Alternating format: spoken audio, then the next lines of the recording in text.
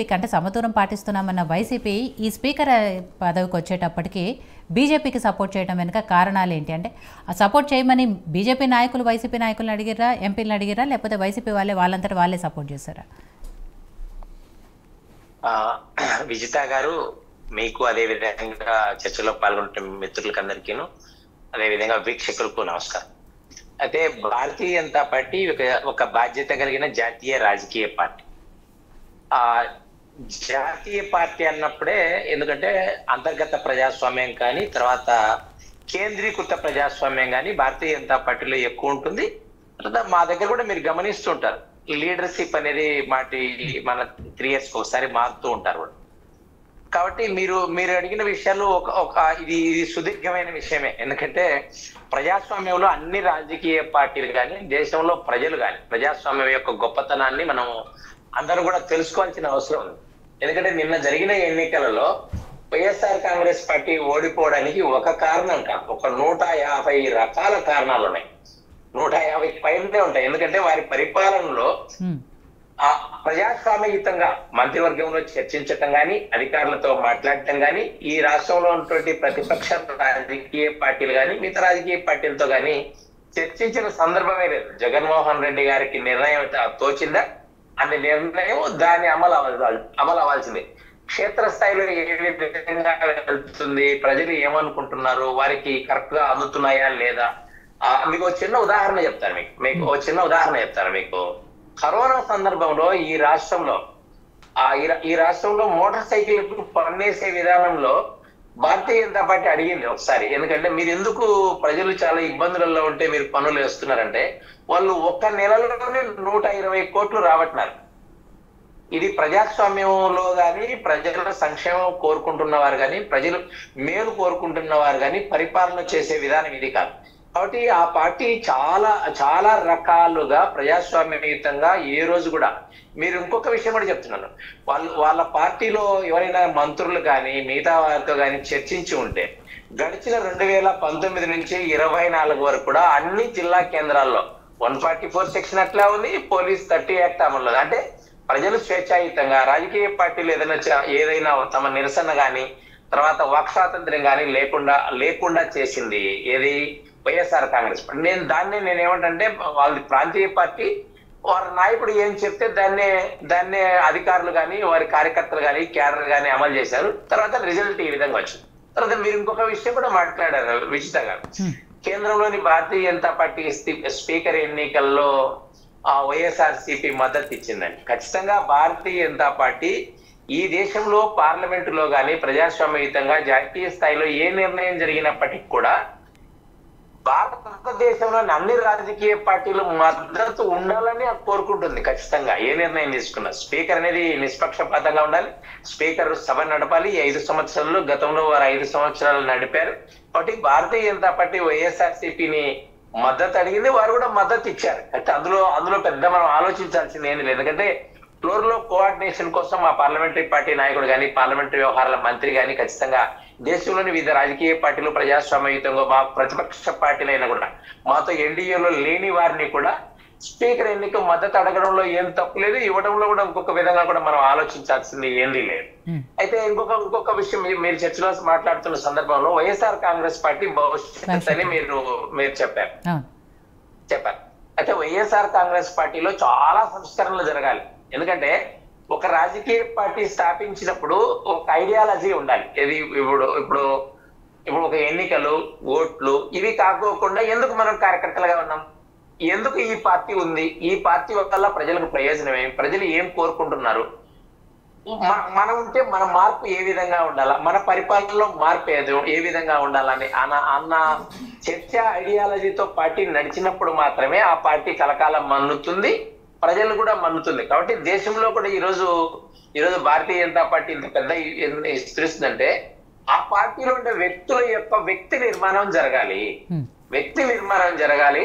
అదే వైఎస్ జగన్మోహన్ రెడ్డి ప్రభుత్వంలో ఏం జరిగింది, వ్యక్తి పూజ జరిగింది. ఏమని, జగన్మోహన్ రెడ్డి ఇప్పుడు మీరు స్టార్టింగ్ లో వారు ముఖ్యమంత్రి అయిన తర్వాత మంత్రివర్గం అయిన తర్వాత ఏ మంత్రి యొక్క ఫోటో కూడా వేయలేదు. వేయలేదు. మీరు అడ్వర్టైజ్మెంట్ లో కానీ ఎక్కడన్నా గమనించుంటారు, విద్యా మంత్రి కానీ ఏ అడ్వర్టైజ్మెంట్ వేసినా కూడా ఉమ్, దాన్ని ప్రజాస్వామ్యంలో మనం ఎట్లా ఎట్లా యాక్సెప్ట్ చేస్తాం? తర్వాత రాష్ట్రంలో ఏ పథకం పెట్టినా కూడా జగనన్న పథకం, జగనన్న అది, జగనన్న ఇది, వైఎస్ఆర్ ఇది. మీరు కేంద్రంలో అందుకు విరుద్ధంగా మీరు ఏ పథకం తీసుకోండి, ప్రధానమంత్రి కిసాన్ సన్మాన్ నిధి, ప్రధానమంత్రి గరీబ్ కళ్యాణ అన్న యోజన, ఏ పార్టీ అయినా అధికారంలోనే రానివ్వండి, అది ప్రధానమంత్రి పేరుతో నడుస్తుంది.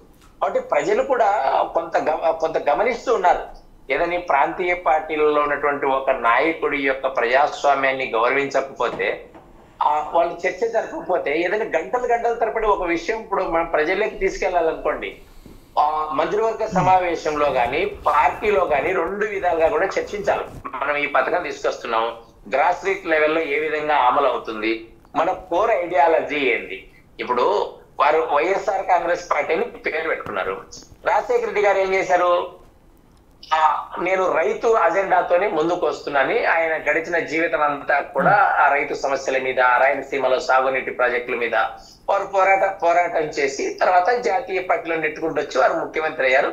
అయిన తర్వాత కూడా ఇది చేస్తారు. అయితే జగన్మోహన్ రెడ్డి ప్రభుత్వం ఏం చేసింది, రైతులకు సంబంధించి ధరల స్థిరీకరణ నిధి దగ్గర నుంచి సాగునీటి ప్రాజెక్టులో, మీరు సాగునీటి ప్రాజెక్టులు అయితే భారతీయ జనతా పార్టీ ఎప్పుడు మాట్లాడుతుంటుంది ఈ విషయాలు. ప్రాజెక్టులు గేట్లు కొట్టుకొని పోతున్నాయి.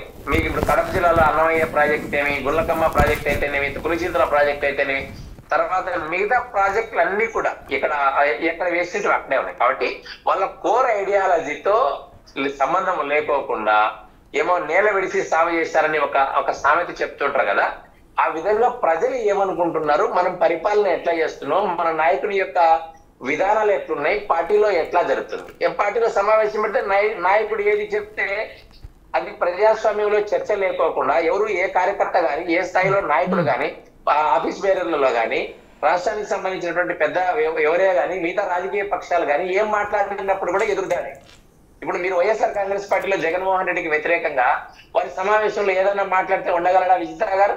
ఒక్కరోజు కూడా ఉండలేదు. అదే మిగతా ప్రతిపక్షాలు కూడా వైఎస్ జగన్మోహన్ రెడ్డి గారి పాలన గురించి విమర్శించినట్లయితే ఖచ్చితంగా ముద్ర వేస్తారు. ఏమని ముద్ర వేస్తారంటే వారి ఏదైనా వారికి సంబంధించిన వ్యక్తిగత విషయాలు. మీకు రాయలసీమలో ఒక ఊర్లో ఒక నియోజకవర్గ కేంద్రం మున్సిపాలిటీలు అనుకుంటా, ఒక కార్యకర్త వైఎస్ఆర్ కాంగ్రెస్ పార్టీ యొక్క ప్రభుత్వాన్ని విమర్శిస్తూ ఒక వీడియో చేసి వెంటనే అతని యొక్క లబ్ధి ఏది, ఆ రేషన్ కార్డు తీసుకుంటున్నాడు, రైతు భరోసా తీసుకున్నాడు, ఆయన లిస్ట్ అంతా చదువుతున్నాడు. ఆయన లిస్టు చదవడం అంటే ఏమని అర్థం అంటే నువ్వు మాట్లాడద్దని. కాబట్టి ప్రజాస్వామ్యంలో స్వేచ్ఛ కోరుకుంటారు. తర్వాత మన విధానాలను విమర్శించే వాళ్ళు కూడా కావాలి. అటు వైఎస్ఆర్ కాంగ్రెస్ పార్టీ ఖచ్చితంగా రివ్యూ చేసుకోవాలి వారి సిద్ధాంతాన్ని. తర్వాత పార్టీలో ఉన్నటువంటి ముఖ్య నాయకులందరి అభిప్రాయాలు కూడా ఒక విషయం మనం గ్రాస్ రూట్ లో అమలు చేసేటప్పుడు చాలా పెద్ద స్థాయిలో చర్చ జరగాలి. విజిత గారు, వాటికి నిధులు ఎట్లా వస్తాయి, తర్వాత కార్యకర్తల భాగస్వామ్యం ఏంది, తర్వాత దానిలో బెనిఫిషరీస్ ఎట్లుంటారు, తర్వాత ప్రతిపక్షాలు ఏమనుకుంటున్నాయి, తర్వాత అధికారులు వీరికి సహకరిస్తారే లేదా, తర్వాత వాతావరణం ఎట్లా మనకు సమకూరుతుంది, తర్వాత ఇట్లాంటి విషయాలన్నీ చర్చ లేకోకుండా ప్రభుత్వం అనేది నడపడం మొదలు పెడితే ఇట్లనే ఉంటుంది.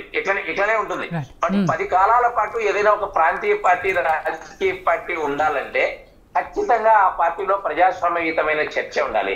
జగన్మోహన్ రెడ్డి గారి పరిపాలన అంతా నేను చూశాను. ఒక్క రోజు కూడా వైఎస్ఆర్ కాంగ్రెస్ పార్టీ పదాధికారుల సమావేశమే జరపలేదు.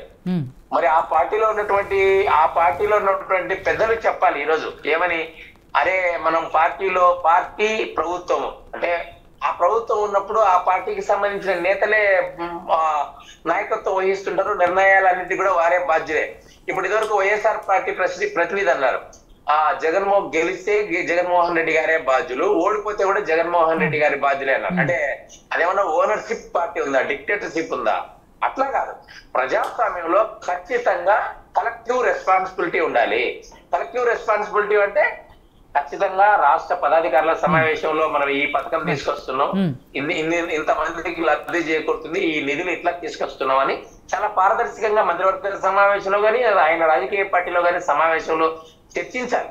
కాబట్టి వాటిని అన్నిటి కూడా వైఎస్ఆర్ కాంగ్రెస్ పార్టీ తిరోధకాలు ఇచ్చింది తప్ప ఇంకొకటి కానే కాదు. కాబట్టి రాజకీయ పార్టీ మనగనగాలి అంటే దేశంలో రాజకీయ పార్టీలు ఉన్నప్పుడు మాత్రమే ప్రజలకు మంచి జరుగుతుంది. ఖచ్చితంగా వైఎస్ఆర్ కాంగ్రెస్ పార్టీ గడిచిన 5 సంవత్సరాల్లో ఏం చేసింది, పొలిటికల్ పార్టీని ఎట్లా నడుపుకోవాలి, ప్రభుత్వాన్ని ఎట్లా నడుపుకోవాలి, ప్రజల యొక్క ఆలోచన విధానం ఎట్లా తీసుకోవాలి, ఈ రాష్ట్రంలో ప్రతిపక్ష పార్టీలను ఎట్లా తీసుకోవాలి. ఇంకొక విషయం కూడా మీకు చెప్పి ముగిస్తాను విజిత గారు. మీరు ఎప్పుడు చూసినా కూడా వైఎస్ఆర్ కాంగ్రెస్ పార్టీ సాక్షి పేపర్ లో పెట్టుకోవటము, తర్వాత సాక్షి టీవీ పెట్టుకోవడం, తనకు సంబంధించినటువంటి వాటికి సంబంధించి అనుకూలమైన వాళ్ళకి ఆహో ఊహో కార్యక్రమం బాగుంది, సూపర్ డూపర్ అని చెప్పుకోవడం తప్ప దాంట్లో ఏమీ లేదు. ఇప్పుడు YSR Congress party current bill పెంచలేదని చెప్పింది విజిత గారు. కరెంటు బిల్లు మేము యూనిట్ కు పెంచలేదని చెప్తే 8 సార్లు మీరు కరెంటు బిల్లు మీద డ్రోప్ ఛార్జీలు పెంచిరి. ఒక 30 సెకండ్స్ లో కంప్లీట్ చేస్తా విజిత గారు. మీరు వారి పరిపాలన గురించి, ఒక కరెంటు గురించి, విద్యుత్ గురించి మనం తీసుకుంటే ఇప్పటికీ 30,000 కోట్ల రూపాయలు ప్రజలకు సంబంధించిన సబ్సిడీలకు ఇంకొక రూపంలో వాడుకున్న వాటిని డిస్కమ్లకు ఈ రాష్ట్ర ప్రభుత్వం పే చేయాలి. 90,000 కోట్ల రూపాయలు అప్పులు ఉన్నాయి, 60,000 కోట్ల రూపాయలు నష్టాలున్నాయి. ఇది ఒక రాష్ట్ర ప్రభుత్వము ఒక విద్యుత్తుకు సంబంధించిన విషయంలోనే నడపడంలో, వాటిని సరిగా నడపడంలో లాభాలు తీసుకురావడం అటుంచి నష్టాలు రాకపోకుండా ప్రభుత్వం ఇవ్వాల్సిన బకాయిలను ఆ సంస్థలకు ఇవ్వకోకుండా నడిపింది. దీన్ని ప్రజాస్వామ్యంలో ఒక నాయకుడు, యువకుడైనటువంటి గతంలో ఉన్నటువంటి ముఖ్యమంత్రి గారు తీసుకున్న నిర్ణయాలు ఇవి ఎవరి దాదాపు 2 లక్షల కోట్ల రూపాయలు ఈరోజు విద్యుత్ సంస్థలు నష్టాల్లోనూ, అప్పులలోనూ, బకాయిల్లోనూ రకరకాలుగా ఇబ్బందులు పడుతున్నారు. దీన్ని మనం సమర్థవంతమైన పాలన అనుకోవడానికి ఎట్లా ఉంటుంది? ఇదే మీరు చర్చించింటే డిస్కమ్లతో గానీ, అధికారులతో గానీ, ఎక్స్పర్ట్లతో గానీ, తర్వాత ఎలక్ట్రిసిటీ రెగ్యులేటరీ అథారిటీ అంటున్నారు. మరి ఏది చెప్తే తానా తందాన అనే సంస్థగా అది తయారైపోయింది. ఈరోజు ఎన్నిసార్లు పెంచుకోవడానికి కూడా రాష్ట్ర ప్రభుత్వాలకు అవకాశం ఇచ్చింది. కాబట్టి జగన్మోహన్ రెడ్డి గారి పార్టీ కానీ, జగన్మోహన్ రెడ్డి పాల్గొన్న వ్యక్తులు కానీ ప్రజాస్వామ్యంలో ఇంటర్నల్ గా ప్రజాస్వామ్యం ఏదైతే సమావేశంలో మాట్లాడుకోవడంలో అసలు ఈ పథకం ఎట్లా అమలు చేస్తున్నాం అన్న సందేహం వాళ్ళకి ఏ రోజు రాలేదు. ప్రతిపక్షాలను మనం ఎట్లా మాట్లాడుతున్నాం అన్న సందేహమే లేదు. ఆ పార్టీలో మిగతా రాజకీయ పార్టీలను విమర్శిస్తుంటే, గేలి చేస్తుంటే ఆ పార్టీలో దండించే వ్యవహారమే లేదు, కరెక్ట్ చేసే మెకానిజం ఏం లేదు. అరే ఆ వేరే పార్టీలో ఉన్నటువంటి ఒక అధ్యక్షులు మాట్లాడారు, వారిని మీరు ఎట్లా మాట్లాడతారని అని కరెక్ట్ చేసే వాళ్ళే లేరు. తానా తందానని నవ్వుకుంటా టీవీ చూశారు తప్ప ఇంకొకటి పని కాదు. కాబట్టి వైఎస్ఆర్ కాంగ్రెస్ పార్టీ కూడా తన ప్రవర్తనను, తన అంతర్గత ప్రజాస్వామ్యాన్ని, ప్రజాస్వామ్యంలో చర్చించే విధానాలను ఎంచుకొని గతంలో చేసిన పొరపాట్లన్నీ లేకుండా ఇప్పటికైనా ప్రజలు ఆదరించడానికి అవకాశం ఉంటుంది. ఆ ప్రజాస్వామ్యంలో రాజకీయ పార్టీలు కూడా తప్పేం కాదు తమ విధానాలను సమీక్షించుకోవటంలో. కాబట్టి ఆ విధంగా ముందుకెళ్తే బాగుంటుందని భారతీయ జనతా పార్టీ భావిస్తుంది విజిత గారు. సోడేకర్ గారు, సరే వైఎస్ఆర్సీపీ నెక్స్ట్ భవిష్యత్ ఏంటి, ఏం చేసుకోవాలి అనేది సరే మధుబాబు గారు చెప్పారు. యాక్చువల్లీ పార్టీలో ఏం జరిగాయి ఏంటి అనేది అందుకు ఆ పార్టీకి సంబంధించిన ఓడిపోయిన వాళ్ళు కానివ్వండి, లేకపోతే నాయకులు కానివ్వండి, రోజుకొక వర్షం చెప్తున్నారు. సరే ఈవీఎంలో ట్యాంపరింగ్ అంటున్నారు, మా విధానాలే తప్ప అని కొంతమంది నాయకులు ఒప్పుకున్నారు. ఇవన్నీ జరుగుతున్నప్పటికీ సరే అయిపోయింది, ఏదో అయిపోయింది. నెక్స్ట్ భవిష్యత్ ఏంటి, ఆ పార్టీ ఏం సంస్కరణలు చేసుకోవాలి ఏంటి అనే దాంట్లో మీ విశ్లేషణ ఏంటి? అట్లే వెంకటేశ్వర రెడ్డి గారు ఇప్పటివరకు వైసీపీ ఏం చేసింది, పాలనకు సంబంధించి సరిగా చేయలేదు